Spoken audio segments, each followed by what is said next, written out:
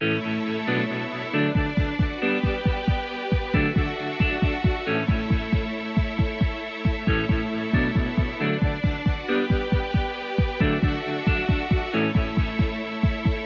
hour of the Costa Report is brought to you by IBM. Big data at the speed of business.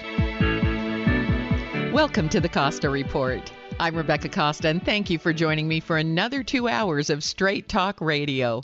Before we get our program started today, I want to welcome members of our armed forces who are tuning in over the internet from outposts all around the world. Thank you for being with us again.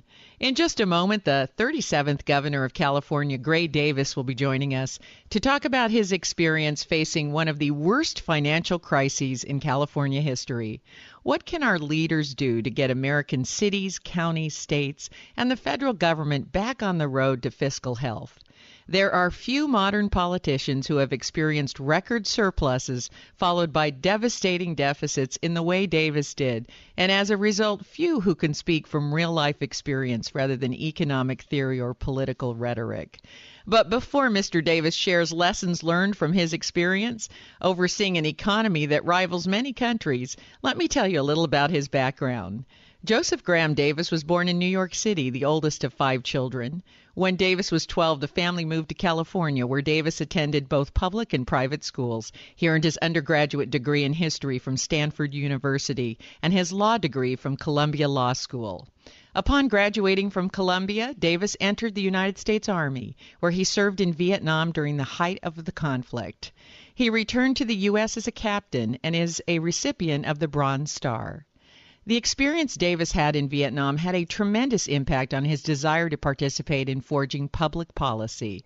A year after he returned from war, he found himself working for John Tunney's bid for Senate, followed by Tom Bradley's campaign to become the first black mayor of Los Angeles, and then later acting as chief of staff to Governor Jerry Brown.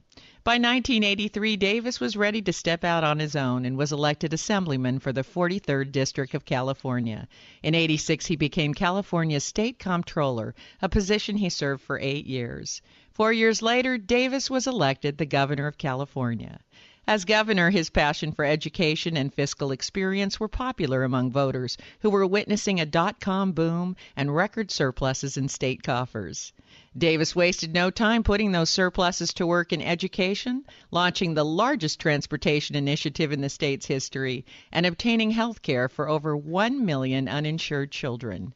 And then came the dot-com bust, an energy crisis, and record deficits as California scrambled to respond to pricing manipulation by Enron, loss of jobs, and long-term obligations which exceeded tax revenues. Regrettably, the Federal Energy Regulatory Commission's prosecution of Enron and other conspirators did not come soon enough.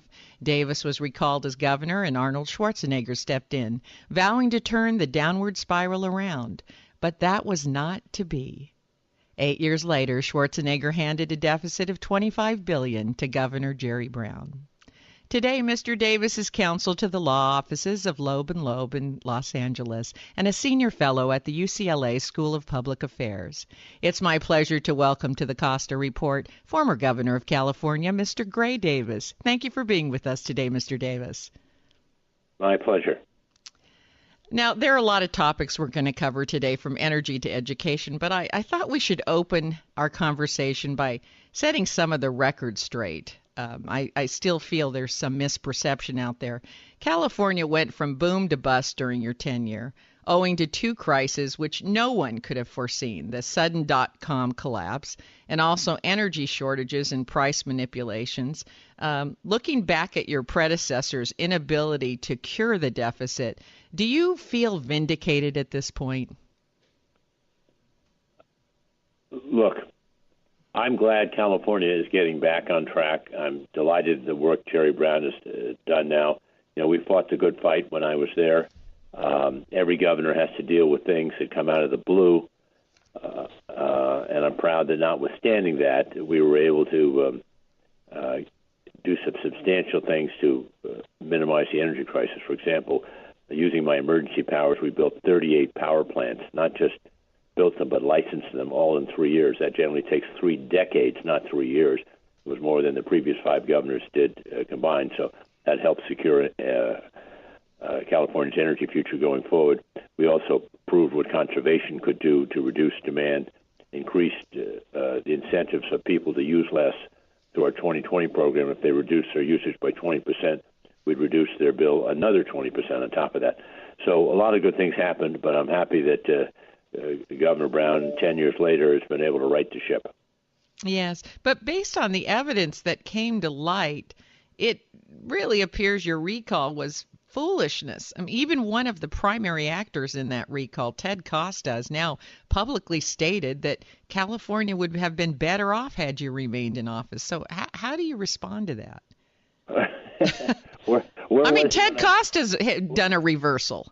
Where was he when I needed him? Look, the recall is an experiment. It's been tried with every governor. Generally, it's failed. A lot of forces came together to cause me to lose what was essentially a third election for governor. I was elected. I was reelected. 9 months later, I was criticized for the very same things I was criticized during my reelection campaign. So nothing had happened post my reelection in 2002, but they just kept using the same arguments this time. They worked because they had Arnold Schwarzenegger, a very popular figure at that time. In any event, I now get to play the role of senior statesman, teaching at UCLA and USC, practicing law, joining a lot of nonprofit groups. I chair one with former governors Dick Machen and Wilson. So now I get to, when I make a speech now, if people don't like it, hey, it's not my problem. Well, there's a certain freedom in being a private citizen, that's for sure. You got that right.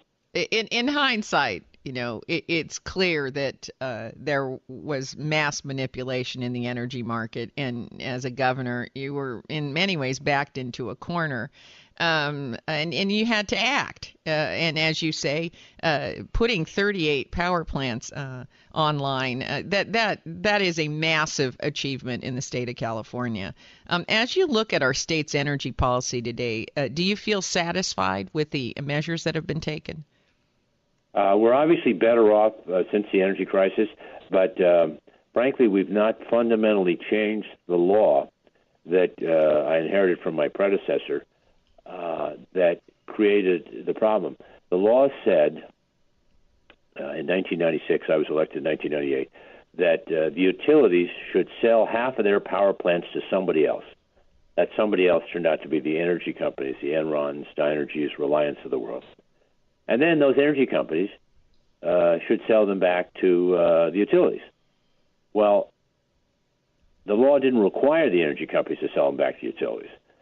So they could not sell them to other states, and they ended up selling them back for prices that were like 1,000 or 2,000 times more what power used to cost.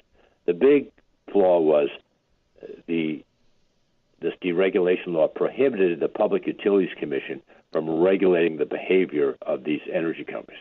They could regulate the utilities who kept half their power plants, but not the energy companies. So the only people who could give us relief were at the federal level. They were all appointed by President Bush, mm-hmm. While he was very nice to me personally, we couldn't get any relief from the Federal Energy Commission. So it was really an extraordinarily difficult problem to cure.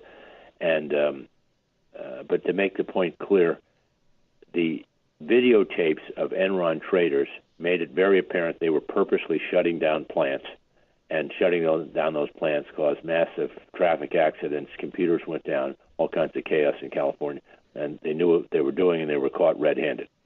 Mm-hmm. Yes, they were caught red-handed, but I think earlier you were saying that law has not changed. That's correct. Yeah, so we're still vulnerable to that kind of behavior, as I understand it. Right. Conceptually, if we were foolish enough to go down the same road again, yes, the same problem would reoccur, because we don't have the power. The Public Utilities Commission that is appointed by the government does not have the power to force an energy company to sell the power back to the utilities. In other words, they could sell it to Arizona, Nevada, New Mexico, someplace else. They don't have to sell it to California. Mm-hmm. That has to be changed. Now we have to take a short break. We'll be right back with more from Gray Davis. You're listening to the Costa Report.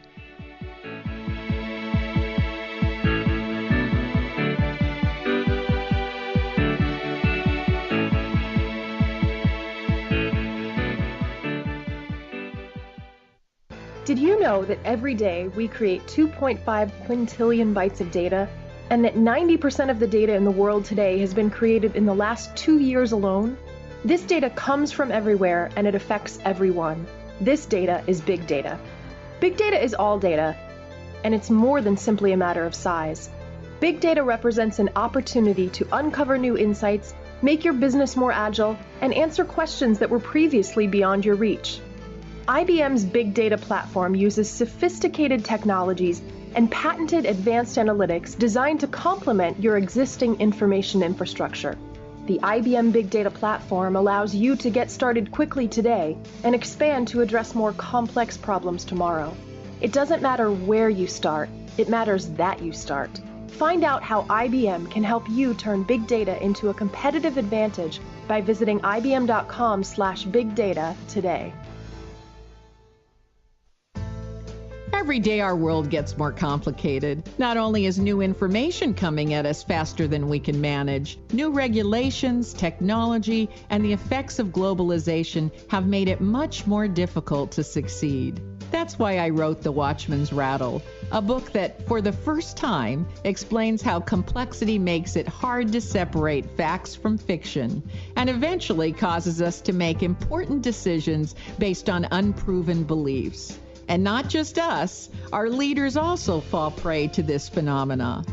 But here's the good news. Once you know the symptoms to watch for, you can safeguard against them. So please, go to RebeccaCosta.com, that's RebeccaCosta.com, and order your copy of The Watchman's Rattle. It only takes a few minutes and the shipping is free.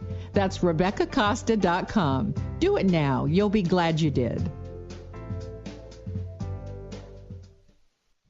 Bolster up those business cards. The Pajaro Valley Chamber of Commerce and Agriculture is hosting the 2014 Business Expo. Join us for food, fun, good conversation, and great networking opportunities. The Business Expo will be held at the Santa Cruz County Fairgrounds on Thursday, April 24th, and we're whooping it up in the Harvest Building from 4 to 7:30 p.m. Local businesses will be on display, and it's up to you to decide which business is the cream of the crop. That's right, attendees will vote for the best decorated booth, indulge in blackout bingo, and sample the delicious fare our local eateries have prepared in your honor. We'll see you at the Harvest Building at 2601 East Lake Avenue in Watsonville. That's Thursday, April 24th. We're celebrating local businesses and their patrons. Once again, the Pajaro Valley Chamber of Commerce is hosting you on Thursday, April 24th from 4 to 7:30 p.m. It's the 2014 Business Expo. And did I mention it's free? See you there. Shirt Crafter, your one-stop print shop, has been locally owned and operated in Santa Cruz for a decade, providing custom design services to help you build your brand. Shirt Crafter provides top-of-the-line custom screen printing, digital printing, embroidery, stickers, banners, business cards, and so much more. They carry top-quality brands of gear from T-shirts and polos to sweatshirts and ball caps. Whether you're outfitting your softball team or team building for your business, Shirt Crafter has it all. So build your brand with Shirt Crafter, located at 111 Ingalls Street in Santa Cruz, or go to www.shirtcrafter.com. Or you could give them a call at 831-423-0537. That's Shirt Crafter, 831-423-0537.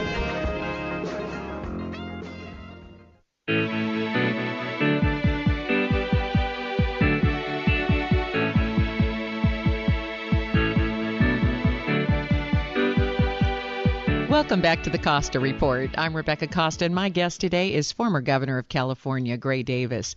And before the break, we were talking about the fact that the law, which requires that half the power plants in the state be sold to other companies, but does not require those companies to either keep those plants operating or sell that power back to California, has not yet been changed and would have to be changed at a federal level. So do you mind, Governor, if I ask you what the holdup is? I mean, didn't we learn anything from the Enron experience? Let me just make a slight correction. Mm-hmm. The law would have to be changed, but it could be changed at the state level. Oh, it can be. Okay. So right, what's holding us up? Adopted, well, they're just not gotten around to it. I guess they figure they're smart enough not to allow the energy companies to manipulate us anymore. But if I were governor, I'd want to make sure the law was changed just to prevent the possibility of this situation happening again. But there's no manipulation if they sell the power to other states, right? That's legally acceptable. Well, it was legally acceptable under the deregulation law that the state of California passed 2 years before it became governor. But to protect California's interest, and the governor of California, that's your job, you want to have the power to keep Silicon Valley going, the Bay Area going, the Southern California, Central California. And if you don't have power, the state comes to a halt. So your primary interest is making sure that all the power you generate in California remains in California. Absolutely. Now, are there any other laws that you'd like to see changed as a result of that energy crisis? Well, that's the big one. I mean, we produce enough power here. We import a little bit, but we produce pretty much all we need. If we can keep what we produce here, we can satisfy the needs of our growing economy and growing population. But that was the big flaw. The two flaws are make sure power produced in California stays in the California market. If for some reason we don't need it, fine. Then it can be shipped somewhere else. But right now we need it. And secondly, restore to the Public Utilities Commission the authority to oversee the activities of the energy companies as well as utilities, because they're both affecting the well-being of Californians. Yes, that's absolutely true. You know, we hear a lot about the nation and energy independence of the United States, but you don't hear a lot about energy independence of specific states. Is California? I kind of listening to you get the impression that California is generating enough energy to meet its own needs? More or less, and as long as we keep what we have. We can continue to grow, expand, and have what is currently the 8th largest economy in the world. I might add, when I was governor, we were 5th, but we're still a very prominent economy globally. But to do that, as I say, we need to retain the power that we're producing within our borders. Now, on a national basis, a few weeks ago, we had oil man T. Boone Pickens on the program. And according to Pickens, if we just converted 8 million 18-wheeler trucks to natural gas engines, we could eliminate up to 70 to 80% of the oil we buy from OPEC. And the ROI on each of these engines is about 1 year in terms of repayment based on fuel savings. So we seem to have these very simple, easy to implement programs like this, which could immediately make the country energy independent. So I'd like to ask you, why do you think we don't jump on these measures? What holds us back? I think many of the trucking fleets in the United States are converting to natural gas. It's in their economic interest to do that. Yes. Natural gas is very plentiful in this country. We have between 150 and 200 years supply. I think you'll find us exporting natural gas at some point in the near future. So business just out of self-interest is gravitating to the solution that T. Boone Pickens is calling for. And I've seen him many times over the years push for the expansion of natural gas. I think he's 100% right. I think it's in America's interest to do that. Largely because we produce it here in this country, and money spent to buy it gets recirculated in America rather than importing oil from the Middle East, where we send money over there, that some of which ends up in the hands of terrorists and people who don't have our best intentions at heart, to put it charitably. So for all those reasons, economic and national security, switching the truck fleet and bus fleet from oil products to American deposits of natural gas makes all the sense in the world. It really does, and it seems like it's a win-win-win. I mean, one, as you say, we use the money here in the United States and recirculate it. Two, it's cleaner. I mean, it's a win for the environment. It brings the cost of goods down because of a large part of the cost of goods in the United States is transportation, and it's more profitable to companies. So if you've got an ROI on a natural gas engine within 12 months, that would seem like everybody would be converting overnight. Yes, and many are. I mean, all credit to T-Bone Pickens because he's been on this thing for a decade, it seems, maybe longer. But businesses are hearing the call. They're not waiting for the government to tell them to do it. They're just doing it.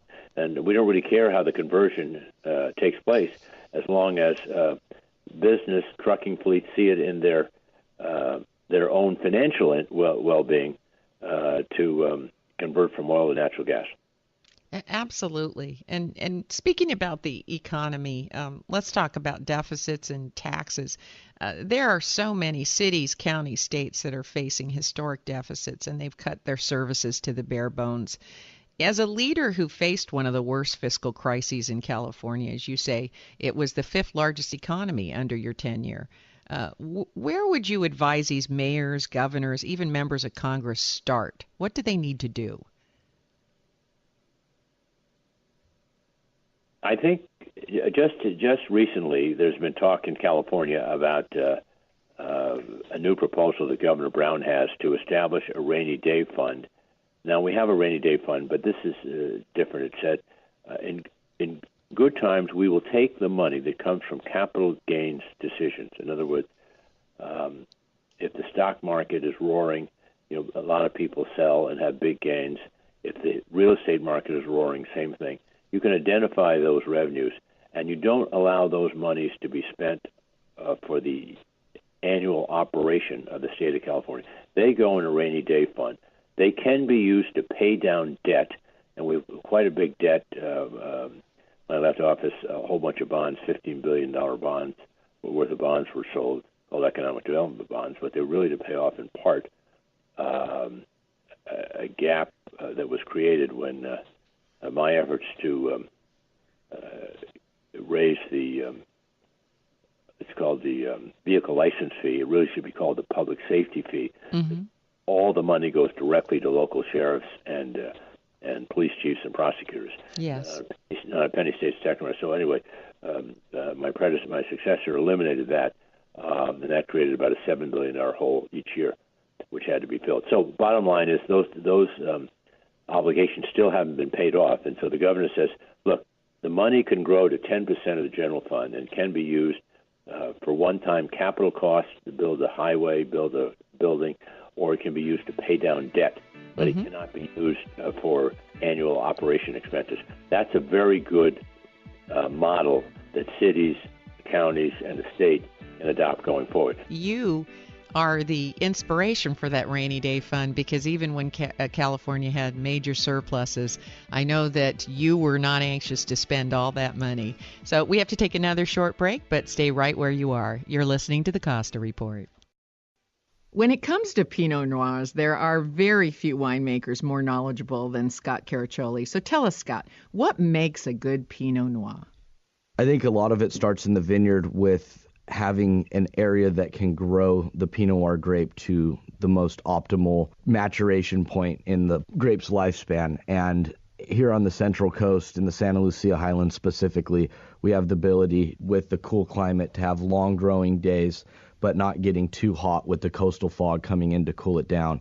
And it really leads to a perfectly deep, rich, complex Pinot Noir flavor profile when starting to build your Pinot Noir. And from there, a lot of it is just adding the small little nuances of the winemaking that really express the grape in the most positive light. Absolutely. I'll tell you, once you have a Caraccioli Cellars Pinot Noir, you just want more.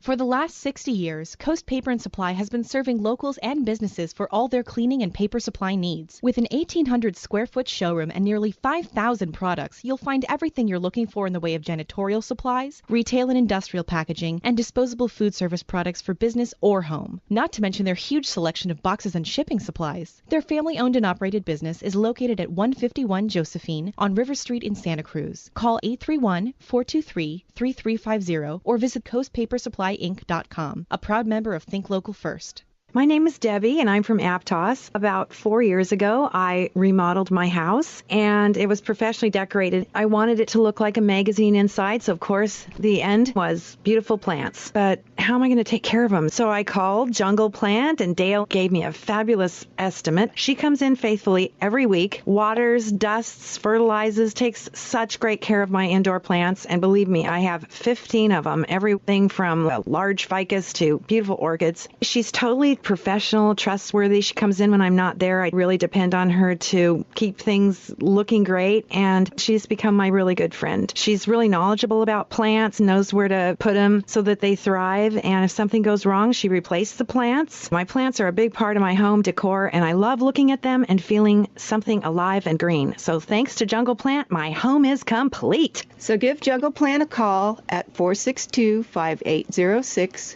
or visit jungleplant.com. Hi, this is Ethan Behrman, a host on the ZBS Radio Network, and I'd like to introduce you to the all-new ZBSradio.com. ZBS Radio brings you a variety of talk radio programming on subjects like health and nutrition, politics, personal finance, gardening, pet care, technology, and so much more. At ZBSradio.com, you'll find podcasts, as well as live and on-demand streams of exciting and informative talk radio programming that's available to you 24 hours a day, 7 days a week on your computer or mobile phone. Listen on the web using our streaming player or in your iTunes or other listening software. Also, be sure to check the app section of our website to find mobile apps that make listening to your favorite shows even easier. Check the shows page at zbsradio.com to see our current lineup of shows. New shows will be added all the time. Thank you for listening to the ZBS Radio Network. She's on the move and twice the fun. Now KSCO presents Georgia on Wednesdays and Fridays at a new time, 2 to 4 p.m. Born and raised in South Carolina, Georgia has a sweet southern charm, backed up with the tenacity of a junkyard dog. Georgia, the freshest conservative voice to come along in years, will be with you every Wednesday and Friday from 2 to 4 p.m. on your Listen and Be Heard radio station, KSCO AM 1080.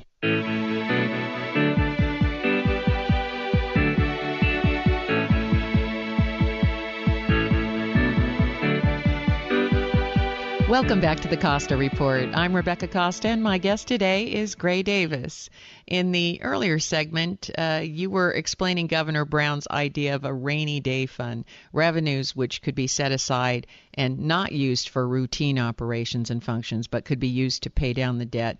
And I mentioned that though you didn't call it a rainy day fund, when California had a large budget surplus, you were very cautious about not spending that too quickly. Absolutely.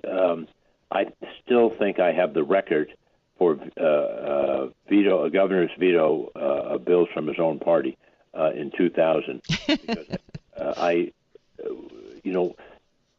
we have a very volatile income tax, which is the primary source of revenues. And in very good years, the money goes up dramatically for the reasons I said earlier. The stock market does well, and or the real estate market does well. But then 2 or 3 years later, that disappears. And so if you're counting on that for some annual expenditure every year, you're going to be very disappointed. So that's why I say we have a feast or famine budget process and a rainy day fund that takes some of that money off the top, in this case driven by capital gains, and puts it to use only to pay down debt or for capital projects, one-time expenditures.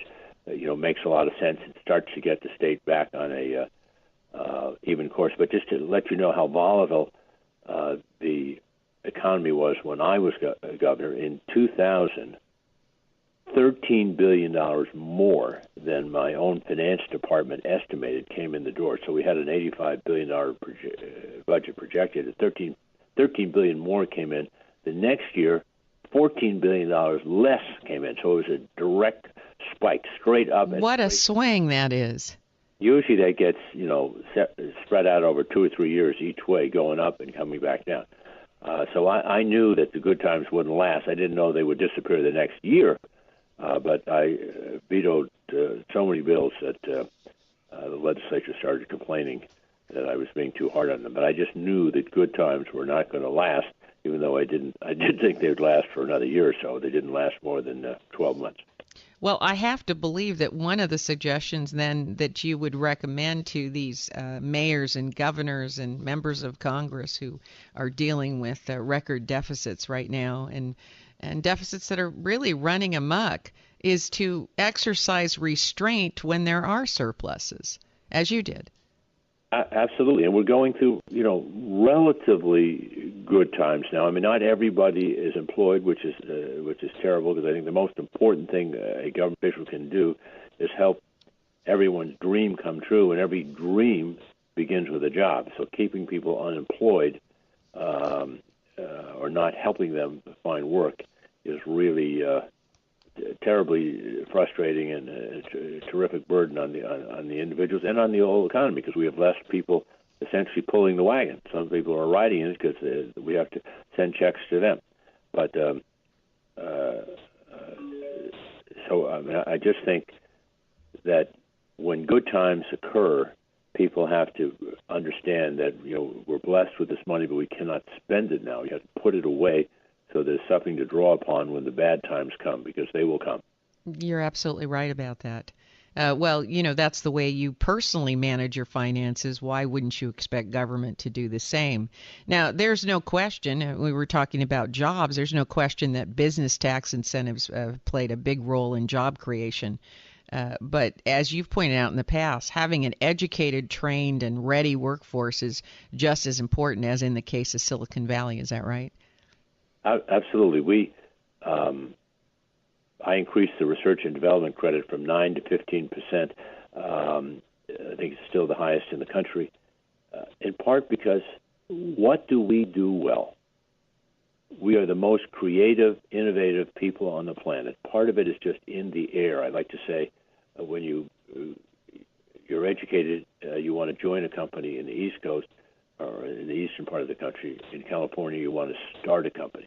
We're entrepreneurial by nature, and that's why we have, Apple, Google, Facebook, Twitter, Intel, Oracle, Cisco, and just on and on and on, are all headquartered in California, because they can find trained engineers, they can find the collaborative and creative spirit they need to come up with new products, and because they're near great research universities. Alan Greenspan told me something when he was Fed chair.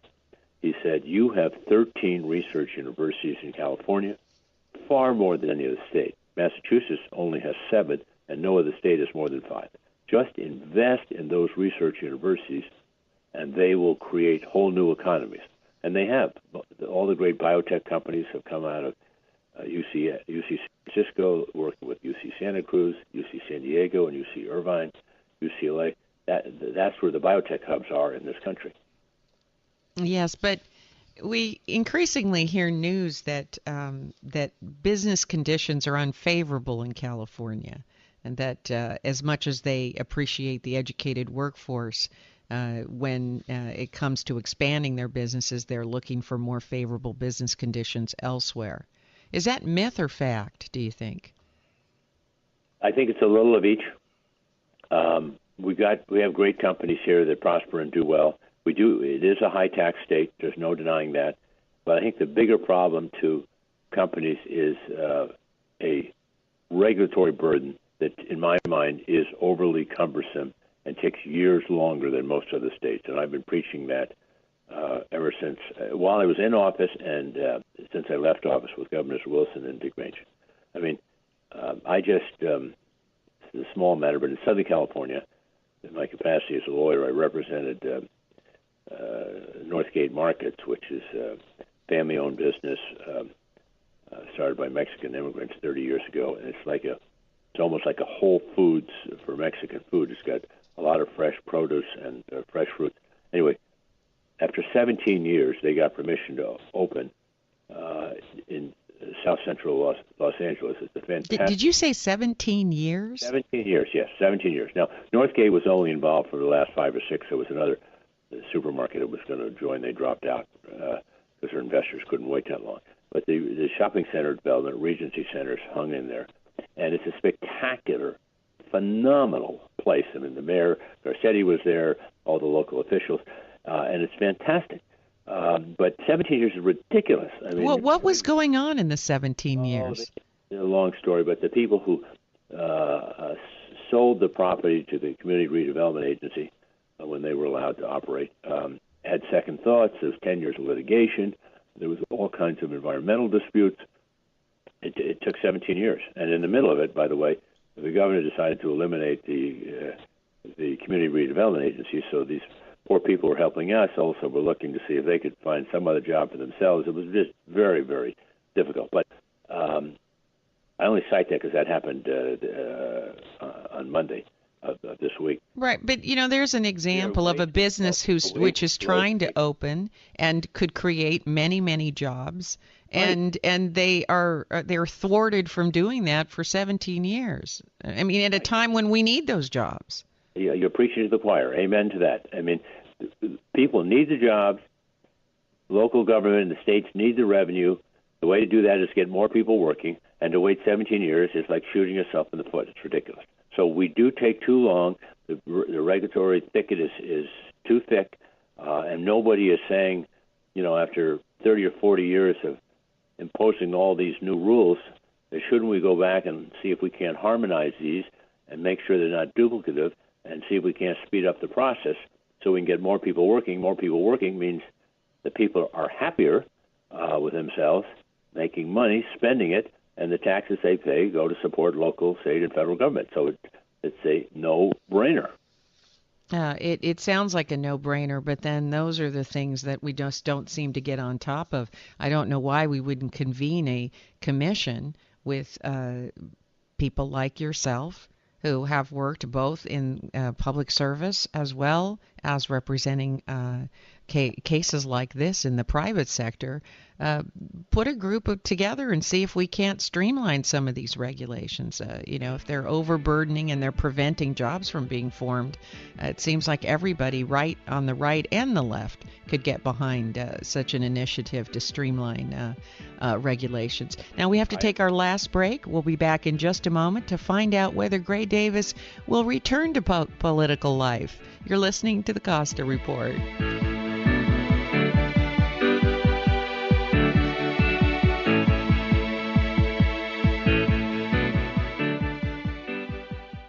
Hi, I'm Amy Tobin, cookbook author and culinary expert.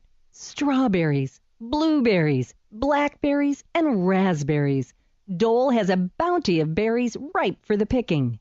Fresh berries are not only delicious, but some of the most powerful disease-fighting foods available. Researchers have found that berries have some of the highest antioxidant levels of any fresh fruits. So add a handful or two of your favorite berries to your next meal and enjoy their nutritional benefits and natural sweetness in all of your dishes, from salads to desserts and everything in between.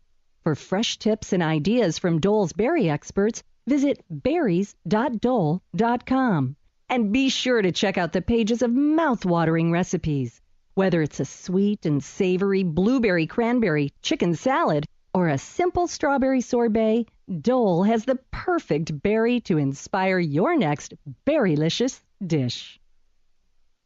The crisis in the Ukraine is the latest global conflict to pit the United States against Vladimir Putin's Russia. While the Cold War may have ended, U.S.-Russia diplomacy is here to stay. Understanding this volatile new era is not easy. For many years, experts have been trying to explain Russia's new leadership, but cracking the inner circle has remained elusive until now. The American Program Bureau represents some of the most knowledgeable and prominent Russian insiders who are available to speak to your organization. Experts such as Mikhail Gorbachev, former leader of the Soviet Union and master architect of modern-day Russia; Vladimir Posner, the dean of Russian journalism; Andrei Kozyrev, the first foreign minister under Boris Yeltsin; and Pavel Palashchenko, chief advisor for 25 years to Gorbachev, are available to speak at your next event. No Speakers Bureau offers greater insights into how Russia impacts our economy, our world, and our lives. To schedule these esteemed leaders for your next event, contact the American Program Bureau at 800-225-4575 or apbspeakers.com.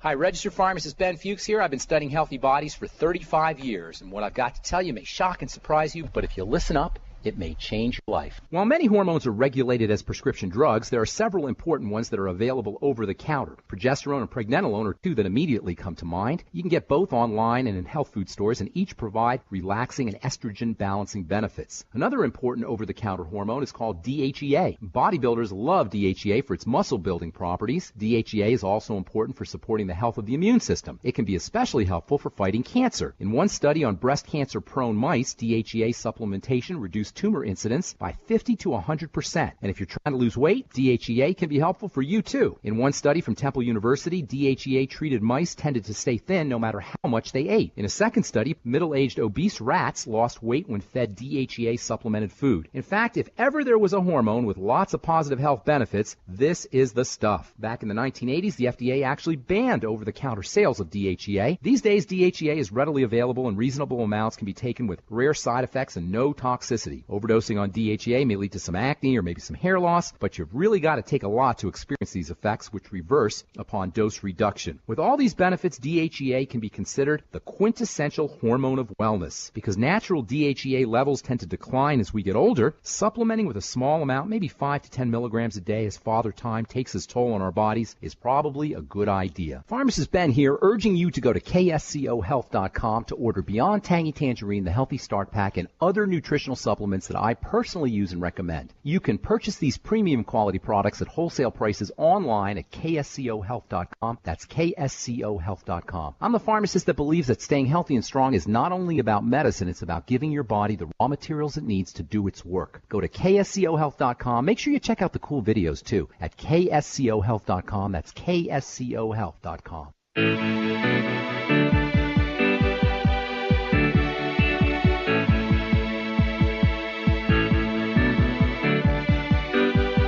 Welcome back to the Costa Report. I'm Rebecca Costa, and my guest today is Governor Gray Davis. Now, I did a little research and discovered that you have been having a wonderful time since returning to civilian life. Did I read somewhere that you went zip-lining in Puerto Rico and swam with the dolphins? I did. My wife arranged that, and it was fantastic. She says, "I dare you to do this." So I had to accept the challenge, but it was a lot of fun. So that's all it takes is I dare you to? She's been very important in my life, and we were celebrating a big birthday of mine, and so we took a cruise in the Caribbean, not this year but last year, and that's exactly, we're having a lot of fun. I'm trying to picture you zip-lining in Puerto Rico. I know most people can't wrap their arms around it, but there is another side to me, and we do enjoy the downtime, which we didn't have much of when I was in public office. Make no mistake, I loved every minute of it. Governor, lieutenant governor, controller, the legislator, chief of staff to Jerry Brown. A lot of good things happened. I just want to tell you one because it shows you how serendipitous life is. Yes. So many states had adopted an Amber Alert to help children who were kidnapped, and I did as well when I was governor.